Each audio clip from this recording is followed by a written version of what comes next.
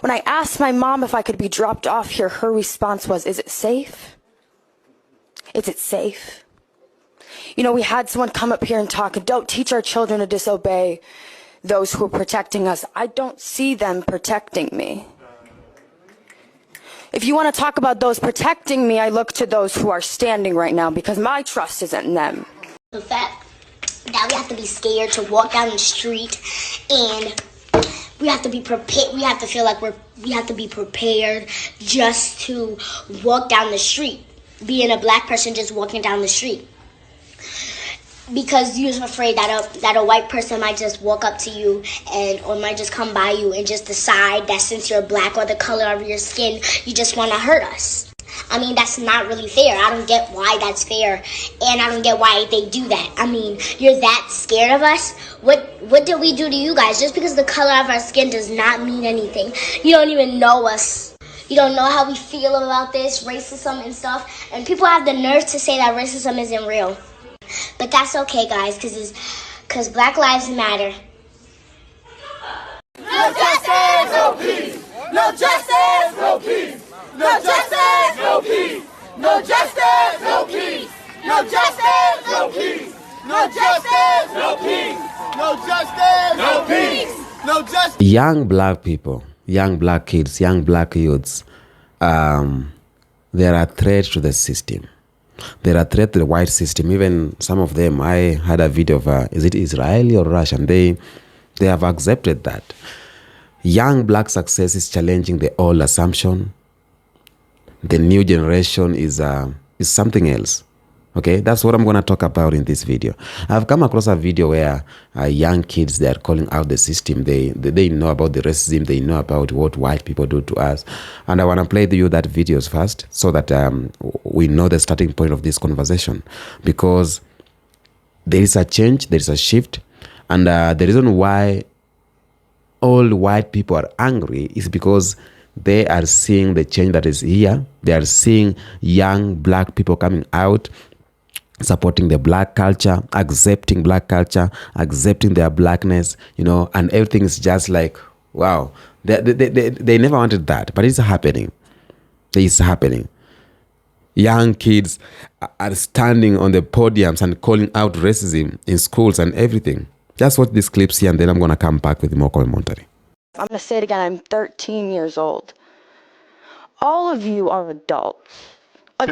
Please refrain from the additional commentary. If you could let her finish. I am frustrated, and frustrated can't even begin how absolutely terrified I am to live here. I'm expected to raise my kids here. I'm expected to go outside and walk my 5-year-old little brother.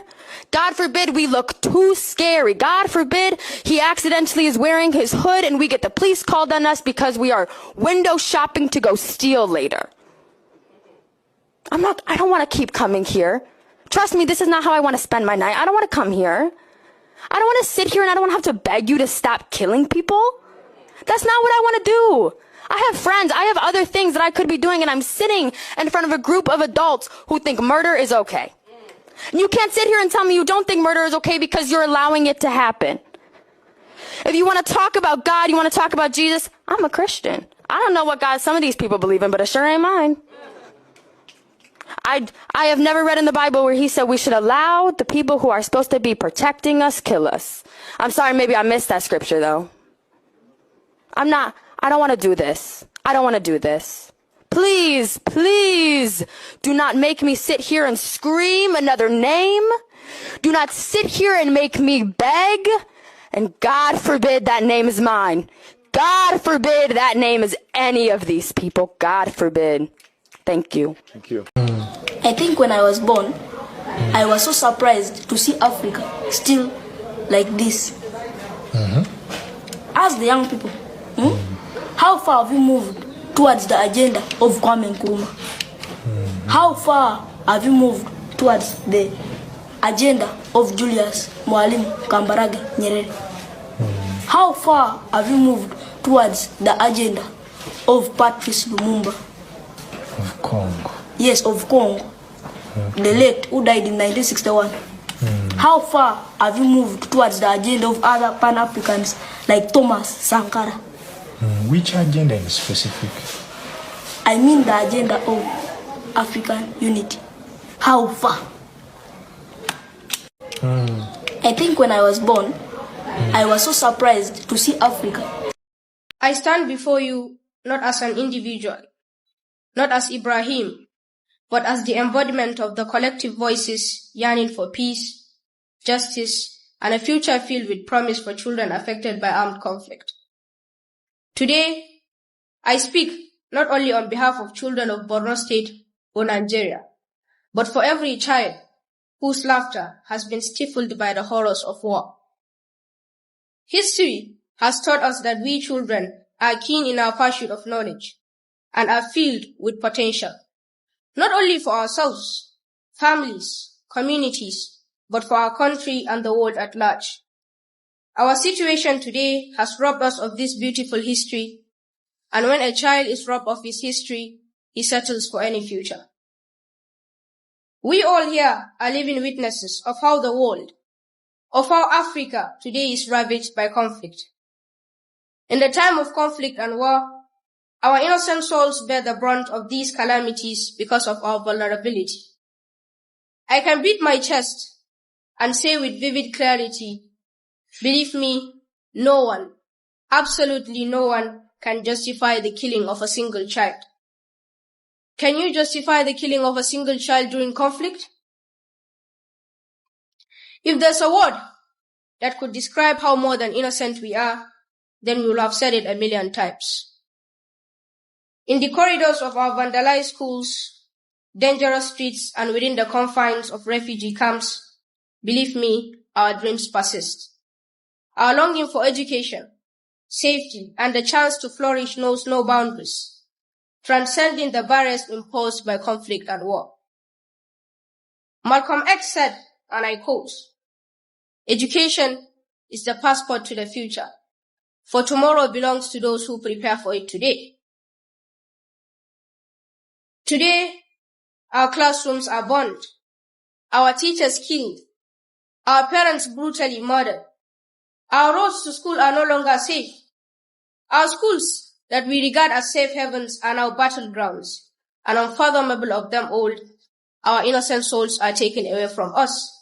Then tell me, how are we preparing for education today?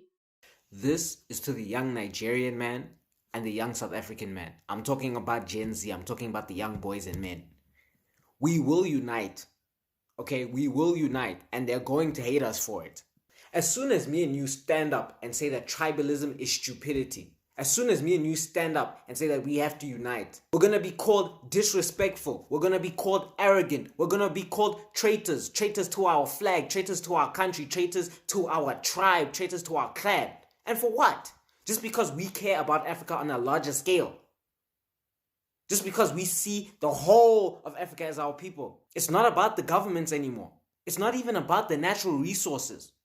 It's about the people. If the people can benefit from me and you working together, if that gives our people dignity, then we'll do it. Jealousy, hatred, and xenophobia are results of trauma that we carry from our great-great-grandfathers and grandmothers because they lost their resources, they lost their dignity, and it's okay. We can accept that. It's okay. We have to be strong enough now to come out of jealousy, to come out of insecurity, and give ourselves props to say that you're strong in this field, I'm strong in this field, let's work together.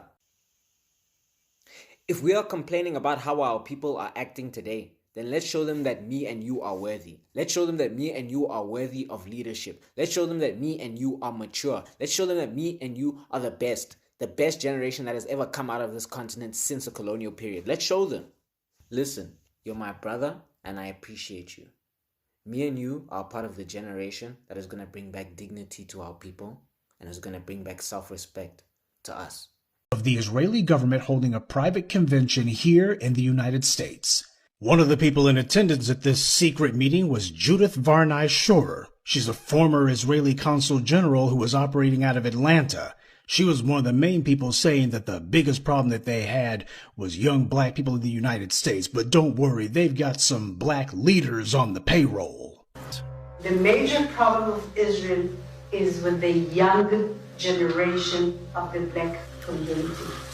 This was an Israeli government official who was saying this, not some low-level operative or some rogue member of their diplomatic corps. This was a senior member of their administrative government who was saying this on American soil. Their biggest problem wasn't Hamas or Hezbollah or the Palestinian Authority or Syria or even Iran. She said that Israel's biggest problem was young black people in the United States. Who has a right to the land? Yeah. And you said it's a mixture of religion and ethnicity. I got a serious question. Why can't Clip people leave black people alone? What in the ever do black people got to do with what the hell is going on in Israel? Why is it y'all always trying to find a way to put some shit on black people? Our president ain't even black no more. It's a white man. So what the is happening? I legitimately need a white person to tell me what is y'all problem with black people. For real, for real. I don't know if you can think of a people who were more held back, more deprived, more sabotaged than African Americans. You took everything away from them and took them away from everything. They started in your country at less than zero, literally regarded and treated as subhuman, not allowed to learn to read or write or anything for hundreds of years. But you see, they come from a people of accomplishment to one degree or another, not a people of piracy and theft and appropriation. They come from a people who created and built and developed in their own land. And even though you did everything that you could possibly do to suppress them, to hold them down, to hold them back, and you're still doing that until today, nevertheless, I don't think anyone can dispute the fact that African Americans have become a global cultural superpower. Culturally, they're a superpower. Whatever cultural soft power that America has in the global South, it's African American. You know, I wonder why Israel's biggest problem is the young generation of the black community when we're all the way over here. We don't have no land. We don't have no communities. We don't have no commodities. We don't have any resources. We don't have any bombs. We don't have any nuclear weapons. We don't have any missiles. You know, we don't have any military. You know, why would we be the biggest threat? Wouldn't the biggest threat be the people you're actually in war with? What do we have to do with anything y'all got going on? Could it be that the conspiracies about identity theft are true? Perhaps. Because I doubt that, you know, a lie would be a big threat to an entire country. I don't think a lie would. But what I think is the biggest threat is that the truth is being revealed and the world knows that. Time's up. So Donald Trump wants to take down all of the things in the Smithsonian. Yeah, as it regards to black people. That's fine. Because now, even more of the information is coming out. First of all, I want to say something.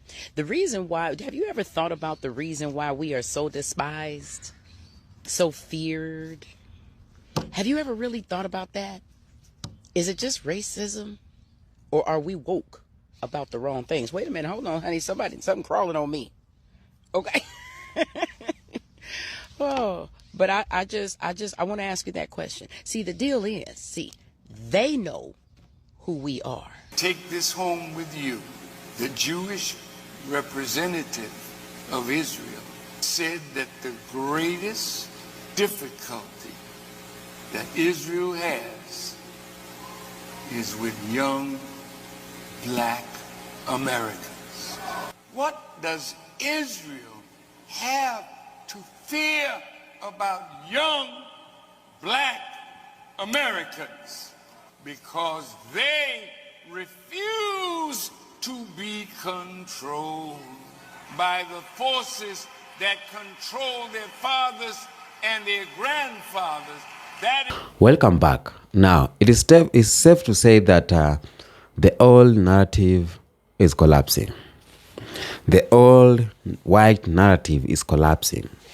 You know, for generations, many societies promoted limited image of black people. Okay, and they never showed something about black folks. They never prioritized us black people. They never said something positive about us black people. And history books often studied black history with slavery or colonization, you know. Now, a lot of people focused on poverty, on us, on crime and struggle. That's all they focused on. And the message was just like this powerful. Know your place. Okay? But right now we have this internet. It has changed everything. These young people that are coming out and talking about racism, talking about what is going on in our society, calling out the inequalities, you know, they are exposed to the internet. Young black people right now, they have access to information. We have access to education. We have access to global networks. Young black people are now discovering histories that were hidden, that were rarely discussed in classrooms. Okay? Right now, I have a book here. It's called The Great Civilization. The Great Civilization, Ancient Egypt. This is one of the things that we were never taught.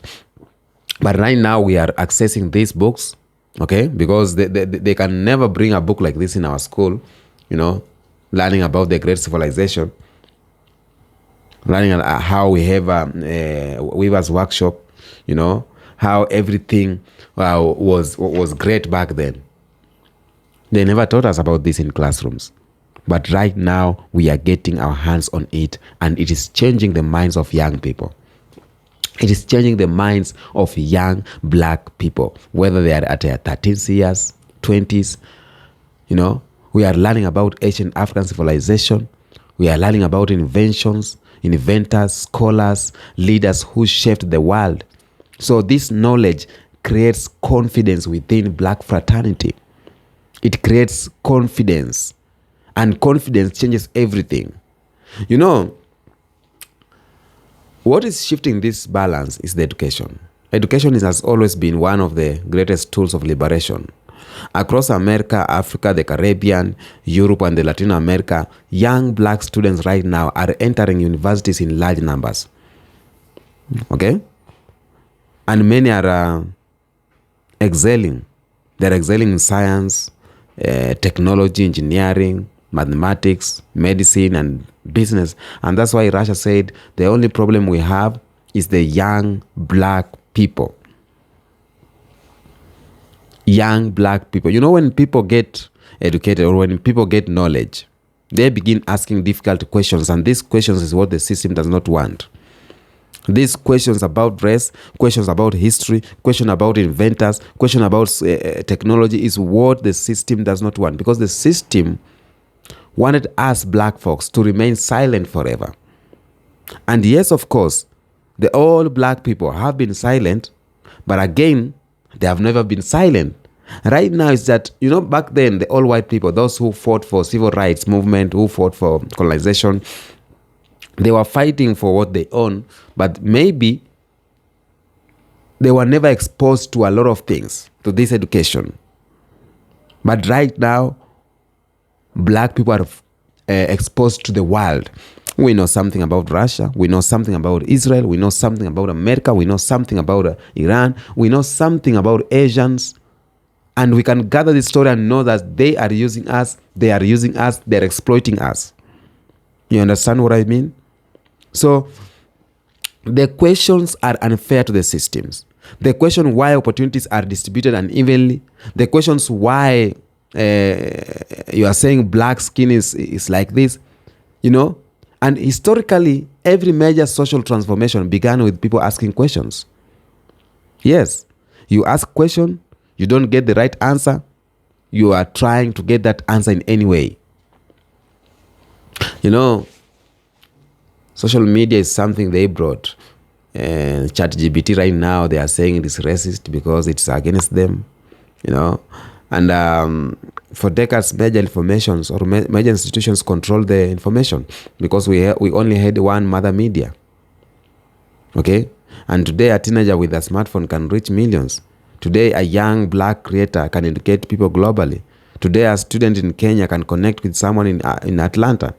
Today, a creator in Nigeria can influence conversation in London. Today, the gatekeepers, they no longer have complete control. Okay? The shift that is happening right now, it's making the traditional power structures uncomfortable. It's making the old white American comfortable. It's making the old white European comfortable. It's making the old, our black leaders, all the leaders, for example, the African leaders, like the old ones, like the one for Uganda, it's making them uncomfortable because they are seeing a shift where young people are educated, young people are reading the institutions, the constitution, young people are reading the laws, they know the constitution of their country, you know, and within this constitution, yes, they wrote this constitution, the old people wrote this constitution, but they have never been using it. So young people are coming and getting the knowledge of this constitution, and they are calling out the systems. One of the biggest challenges happening right now, apart from all these things, is economic awareness. The young black people are discussing ownership. We are discussing investing. We are discussing entrepreneurship. We are discussing real estate. We are discussing technology. We are discussing financial literacy. Okay? We are, historically, economic dependency created vulnerability, and ownership creates independence. So the more people own businesses and assets, the more influence they gain. And black people, the young generation, they have understood that. And that's why we are working hard to own even lands, to own agriculture farms. You know? This is why economic empowerment matters a lot. And even it's my message to the young black Americans. It is time. It is time for you to come and own something. Ownership is very important. Okay? I know it's hard to own something in America. You cannot own a land in America. And land is something that it is very crucial, because if you control land, you control everything. You control livestock, you control food, you control industrial, because you cannot build on a vacuum, on a space. You build on land. You farm on land. You build schools, banks on land. So if you control land, you control something important. Now, the continent has one of the youngest population on earth, which is Africa. It has one of the youngest population on earth, and it possesses enormous natural resources. That means a lot. Technology hubs are emerging across multiple countries here in Africa. Infrastructure is expanding. Entrepreneurship is growing. So young Africans are increasingly choosing to build opportunities at home right now. We are not choosing to go to the land of milk and honey. There is no land of milk or honey back there or right there. Land of milk and honey, it is here in our lands. It is here in Africa. It's here in Kenya. It's here. So while we are building our home, we are getting more opportunities than waiting for the approval from outside powers. Remember when this Somalian referee was rejected to enter and chase his dreams in USA in World Cup? USA cut short his dreams.